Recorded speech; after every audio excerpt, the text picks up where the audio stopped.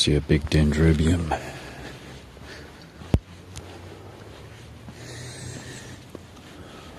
try. There it is. Right there.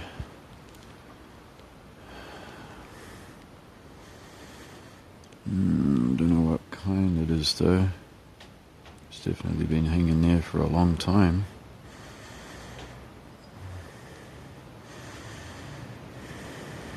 Looks a lot like Dendrobium.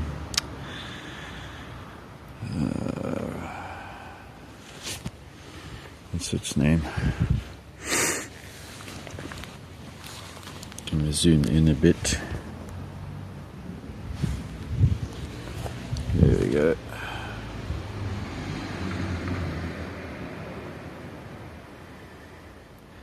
I would say that it hangs out there all year round, and it's a pretty old plant. Dendrobium nobile type. Or it could be a Moniliforme. Not sure. Nice find in this neighborhood.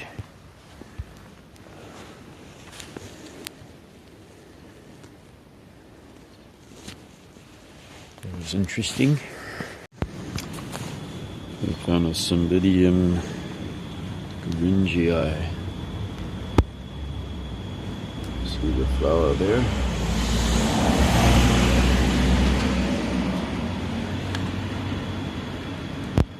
In a hanging basket. And a rusty old fence. Seems to be doing well there.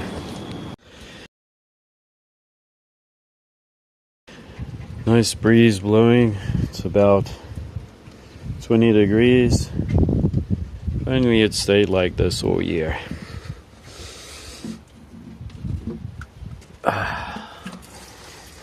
Leave this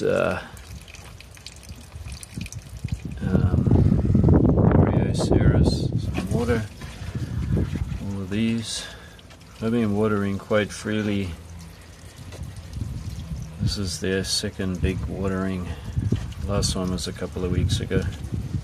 And we did have some pretty cold weather come in. But it was no problem because we're well into spring and it warms up again pretty soon after a cold spell. No frost, of course, just where temperatures went right down to 2 degrees. Nearly snowed again. But I always choose cacti that grow well in my environment, and some do surprise me. These are my Echinopsis hybrids, so they're all growing at different rates. Who knows what kind of flowers they'll have, but I've been feeding and watering them well. And these are their pots that they put in last year. I think I lost that one, and one at the back there. Only two. It's pretty good. And if we look down here,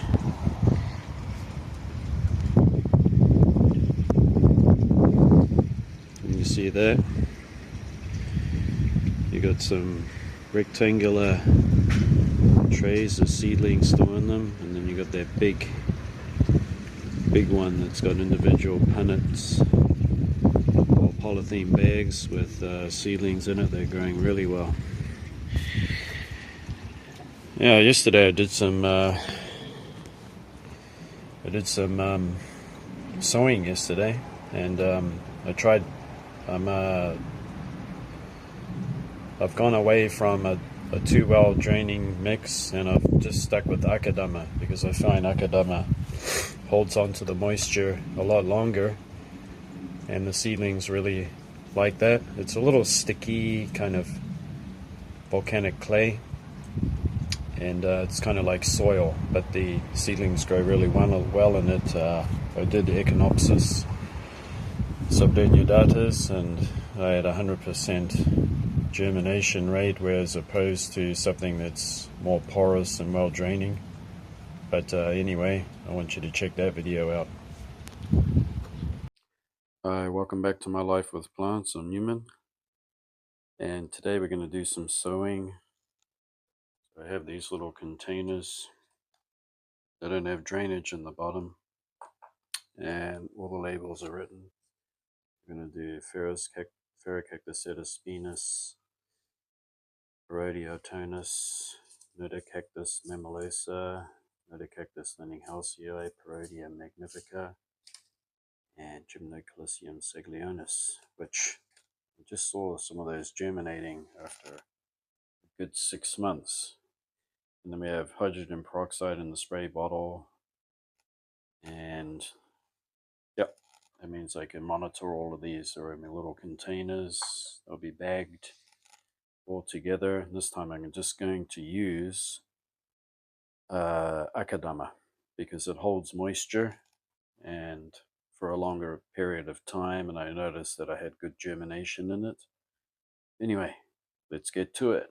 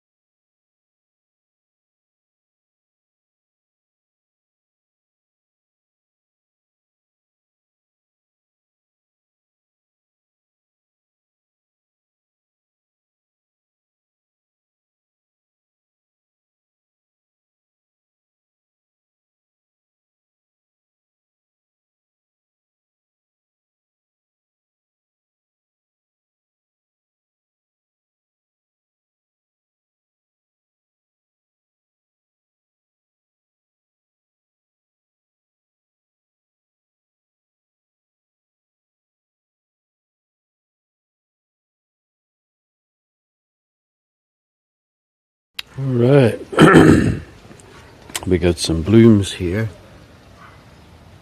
Check those out.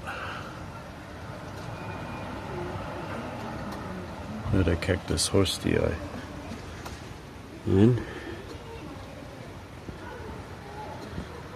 Pherocactus lettuce flowers are opening. And we've got some flowers opening on this Humboldtii mammillaria. Even another one on this Sclerocactus unicactus. Magnum is still going.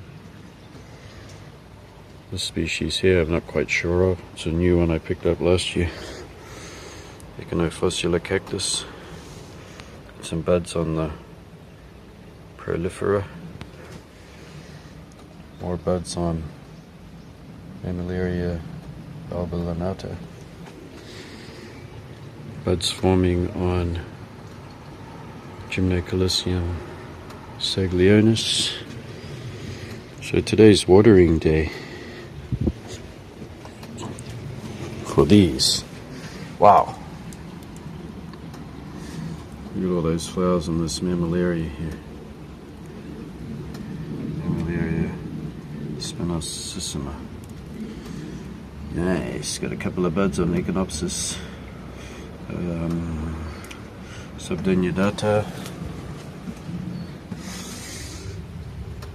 It's that Gymnocalycium that's actually recovered from its attack of disease. So these ones again, these are the ones I did the repotting on. And watering day for them. This one has lovely fragrant flowers. The Echinopsis clarochlora.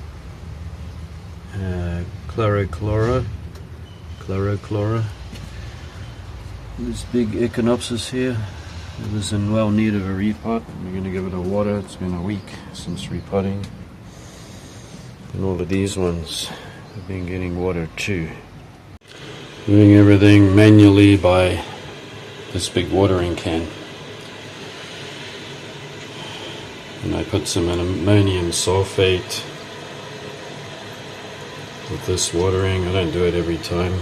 Ammonium sulfate is a big boost of nitrogen.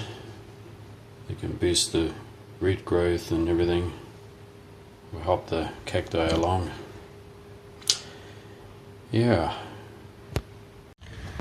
Look at all these Echinopsis here. These are just little pups that I took off and last year. They really are growing well. Rhobaea variegata went through the winter very well. It's one I can grow out here without any problems. Euphorbia enormis, one of my own euphorbias that I have. Well, it is the one and only.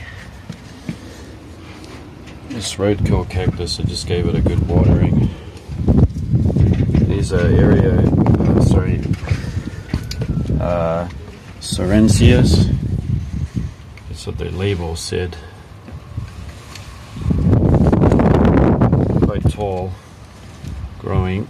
I'm not sure about their flowers, looking forward to it. But during the spring weather they dry out pretty fast. You can see fertilizer pellets in there, and I water them thoroughly. And finally I brought out the Hoodia. I gave that a little light watering. It's also growing an Akadama and sandy mix. These things really love the tropical humid summers. And over here another one. It likes the tropical weather. It's kind of pubescent on the leaves. It's related to Ceropegias and Stapelias in that family, the Slepidaceae. It's just a curiosity.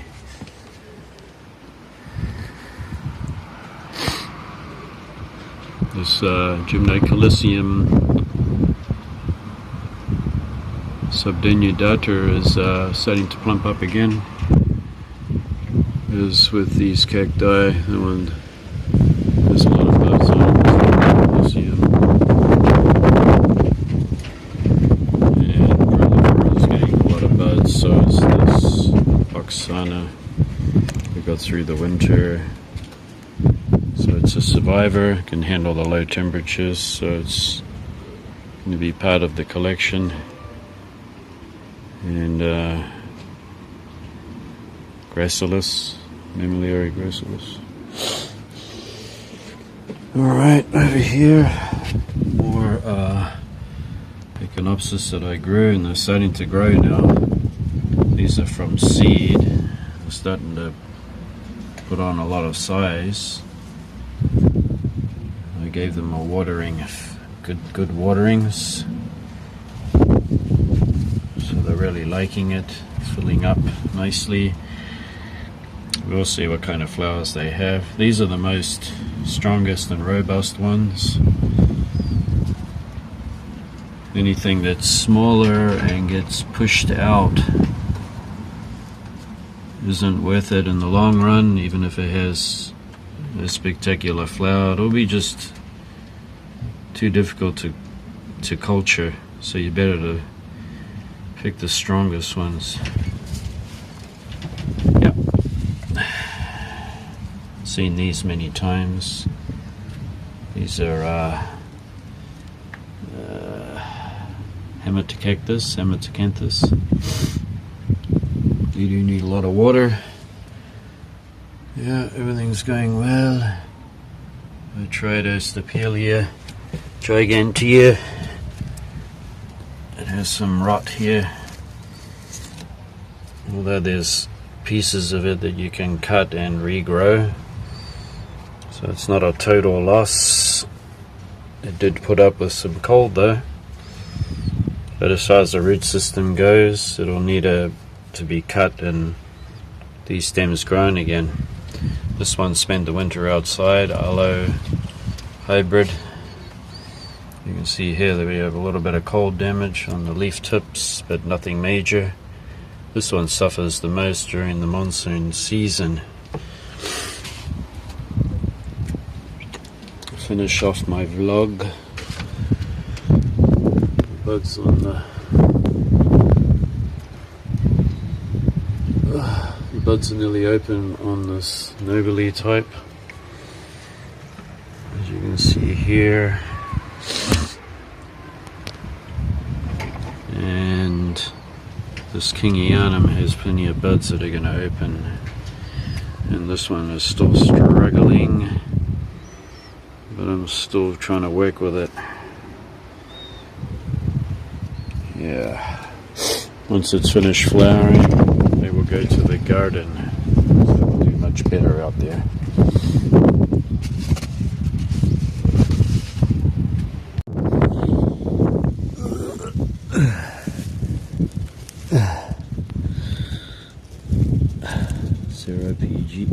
Sorry, I keep saying Ceropegia. Cymbidium goringio, the native Japanese orchids in flower. Oh. I'm just calling my hands and knees. This is quite natural for me. Yeah. Over here, another one. We want to see you because you're pointing towards the ground. Here we go.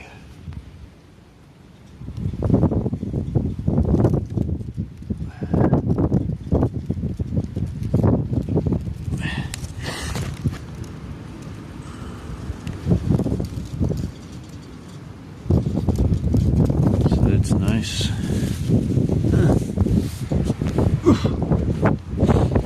Up here, got a bunch of orchids to hang up.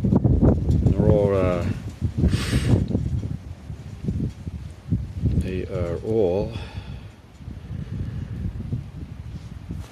sorry, what happened to my light?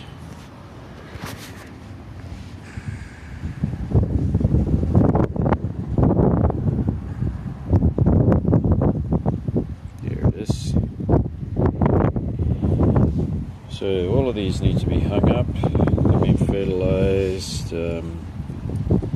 This is the one I'm pretty sure you'll see on my part of this vlog that I saw in a garden. It's a well-known Dendrobium nobile hybrid. You can see here it's still green, so it's got to have some monoliforme somewhere in its thing, heritage. This is another, as you can tell by the canes, this is another call it again, brainlock, Dendrobium stardust fireball. This one, that one's going to be hanging in the trees too. Yeah, got some nice ones, especially this one. It's just a little thing because I bought those cuttings offsets, so it's still hanging on there. Nobile type in the trees. There you go. I've got this Dendrobium stardust fireball. That's why we're having trouble. It's zoomed in. There we go. It's hanging up underneath this Japanese native.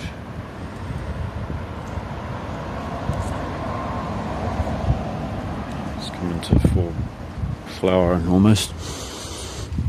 Little bells hanging on it. So that'll be its home. And I hung one underneath this same shrub. But I gotta look that up. I don't know the name of it. Like little yellowish green bells. This one is tortulae, that's it. Now I got that nice flexible bonsai wire, so I'm able to make a hook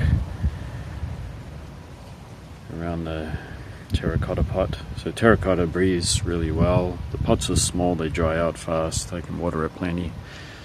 Sphagnum moss holds on to a certain amount of moisture, so I'm able to bend that wire around the shrub like that, so even in the wind they won't fall off.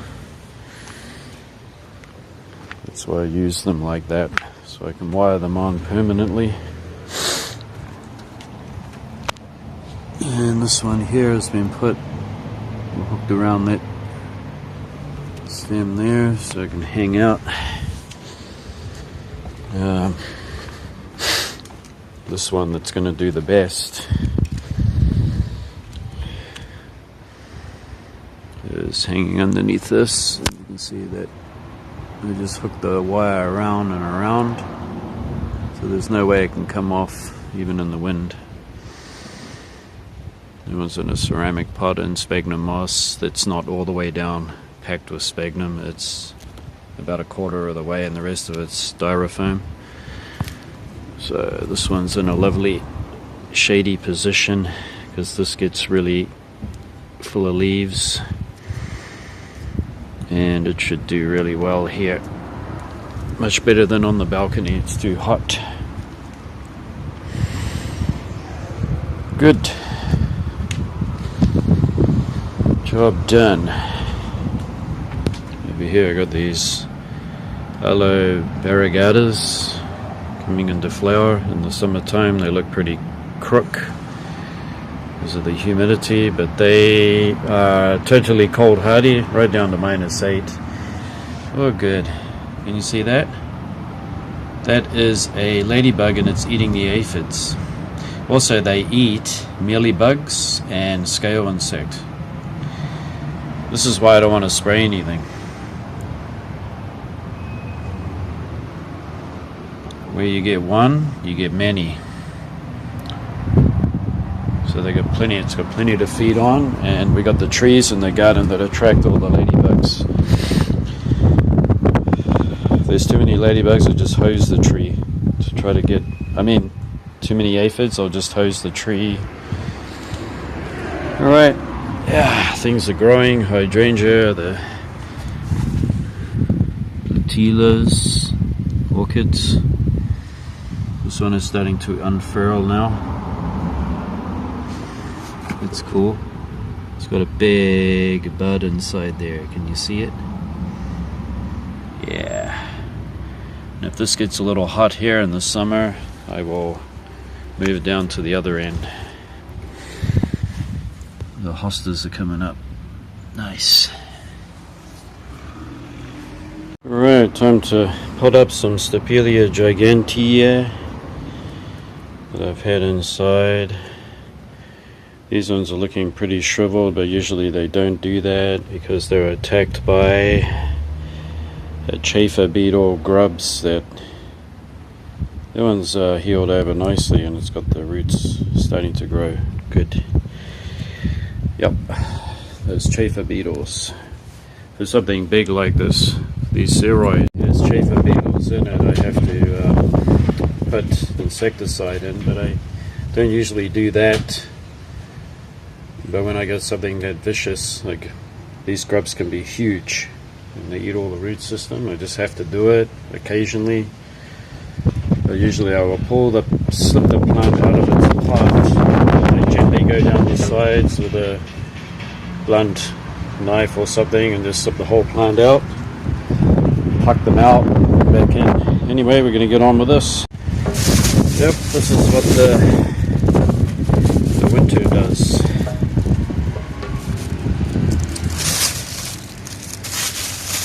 Well, the other part of it is actually rotted in the stem.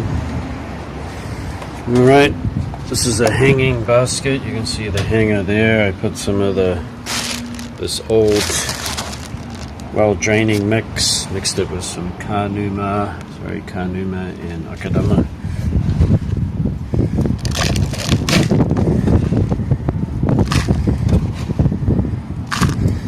Can't have too many Stapelia giganteas and have the space, so I'm just going to grow a couple this year. I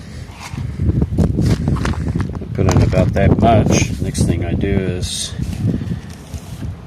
place these in and I give them a brace. It's just this wire here.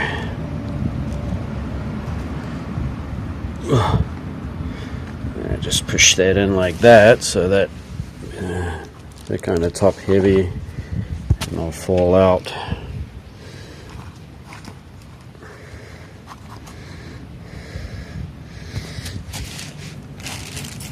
I got another one here.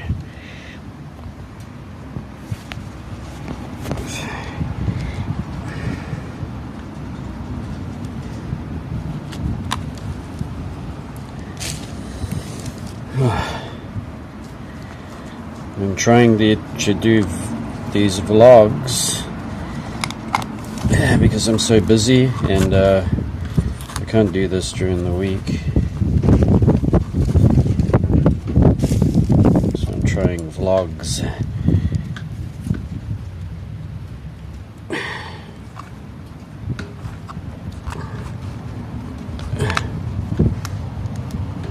So if I put that wire in there like that, should stop them from falling out, right? I'm going to put some more mix in there, some of this older stuff because it's well draining. We go. Oh.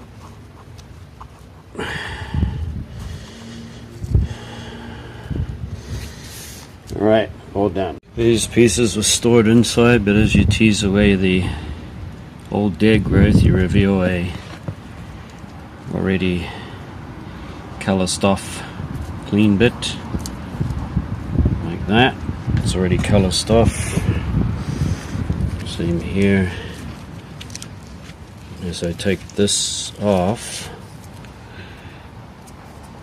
it will be almost calloused over. That's nice and dry. These didn't do too well because they were weak from the attack by those grubs. And those particular chafer beetles, they are native to Japan, but they are a very big economic pest in the US. People don't really know about them, but if you have root crops, they are a big major pest. And people always forget that they are concerned about the price of food and vegetables and fruit, but that is man's continual damage of the environment, or accidental or purposely introducing bug pests, and they have to use pesticides and pay money for a lot of money. Also, it's a lot more labor, a lot more caution, and work has to be done to make sure that it doesn't go into our system. It's a lot of work if you have a little research on that. But, you can see here these nice and colour stuff, and they're going to go into that pot right here. And this one has been outside on the balcony, so it has received some damage. You can see here, but what's great about it is that if I pull it away under here, it would have already started to callus over. And on the other side of this plant, I just got to get it out first to have an inspection. It's one of my favorite cacti, Notocactus autunus. I love the spines on it. Sounds like an instrument. They have beautiful yellow flowers, easy to grow, cold hardy, like the tropical weather. They can get up to about 10 centimeters in diameter, probably possibly the size of this bowl, and offset. What's unusual about the way it offsets is it does it by stolons. So its root system will grow out, and then from the root system it can grow a pup, which makes it quite unique. Native to Uruguay. This one has a bud coming, so they're going to go into these nice terracotta pots. Couldn't help but notice how the soil also has the akadama in it. It's got some nice root growth. So akadama holds moisture, and it's also well draining. They don't like to be that dry all the time. They do like water, and they like to be kind of moist during the summertime. Yeah. I remember as a child, when I was 12, 13 years old, I remember I used to use bark to put my cacti in. Gosh. Okay, you can see here that this it's got akadama and the kanuma, and it's got that I've recycled. I took the dead roots out of it, but it contains a lot of other sharp rock, like quartz and perlite and stuff like that. So I just recycled it, and these won't get a water for another week. Yep, I have a much bigger one on the balcony, but these grow really well, so they are something that I can grow plenty of and enjoy their flowers. Alright, all of that stuff's going to go back into the bag now. We have a little bit of spring rain. Does that on and off, and it's getting a bit cooler now, but overall nice day. Nice, aren't they? Nice. There's some Mammillaria elongata that I planted up those cuttings, so they have nice root systems. Here's my Parodia, or Notocactus Warausii. Here are my 1, 2, 3 last desperate efforts to save my seedlings, and I did it. They took to this Echinopsis. It's a very, very fast grower, and they're all grafted on there last year, so all done. Goody goody. Looking forward to those flowers. Even though it's raining a little bit, I gotta go and water the Echinopsis seedlings downstairs. Right here is my prickliest.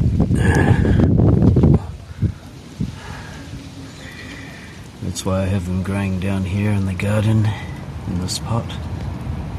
They're just so prickly. These thorns are super long, and they get longer as they get bigger. And they're off this mummy plant. It needs a repot. It's not quite such a fast growing Echinopsis. It is a species though, but it is pretty vicious.